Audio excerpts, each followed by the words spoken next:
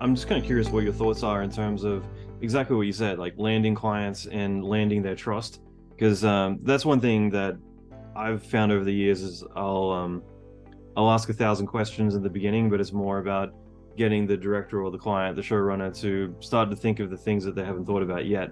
But Mhm. it's more about doing that up front versus having to blindly navigate their disapprovals to get there later on. But I'm kind of curious for you guys, like in terms of gaining trust or building relationships with clients, and as you said, like your UVP being that you're going to really understand their needs and fulfill that on a higher level than just saying like, yeah, we do effects or we do this, we're great, give Mhm. us your money.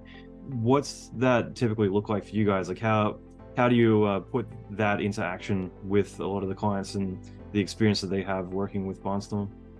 They say about first impressions being the best impressions, right? I think that's one of the most major things that you can do is come out of the gate really strong, because if you're able to impress someone up front, they will be, frankly, a lot more open-minded and forgiving of mistakes that everybody makes, but mistakes later on, right? Winning that trust, doing really good first versions or really good previs or solid look development, all those things, like when you first meet somebody and really showing them that you're on the same page Mhm. is absolutely vital. Because if you get off on the wrong foot, and it just becomes an uphill battle for the rest of the process, I think. Yeah, one of the things I've become a fan of saying is when you're looking to be hired for a job, it's not just an opportunity for you, but it's an opportunity for them. And so for it to work out, it has to be a two-way street. I've been advising this of people that are applying for jobs here now too, but I always use the metaphor of, when productions approach us or people approach us for jobs, they have an opportunity they're trying to fill, right? They're not going out and saying, hey, Barnstorm looks like they really need an opportunity. Mhm. This would be a great, cool thing for them to put on their reel. I'm sure this would be great for their careers. Like, this is not how they think about it. What they think is, I've got this production piece that needs doing. I've got this location that doesn't work. I've got this day that I need to make. I've got this graphic that needs to look good. I have this much money that I need to spend on it.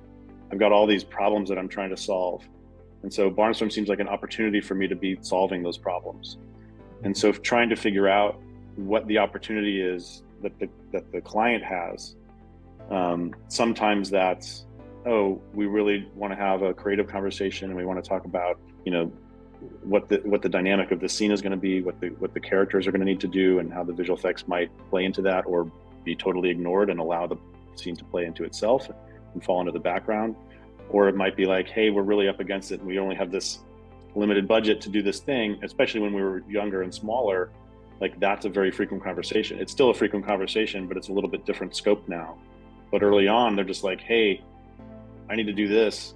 I've only got this. What can we get done? Mhm. And being able to pitch into that and being able to say, well, here's some creative solutions to this problem. Here's a new piece of software that came out that might make this faster or easier. And frankly, sometimes we'd lose our shirts on stuff. But when you're small, you can afford to do that with just a couple people. That's right. Um, Your overhead every day isn't quite the same as it would be. that's right. What you guys have talked about with sales as well. I mean, I feel like really everything is sales, and a lot of times, again, you, Cory, having a background selling things over your career, it really comes down to understanding what their problems are, rather than anything. Is really like what are the problems that they're facing, and you guys kind of brought this up before we started the podcast, which was about understanding, well, what does the audience want, or ultimately what is going to appeal to them. And the more that you understand like what people's problems are, whether it's budgetary, whether it's, hey, this is my first show, how does this all work, and be able to hold their hand, the more that you can kind of build that trust and remove a lot of that friction from them, the more that everything else falls into place. Yeah, 100%.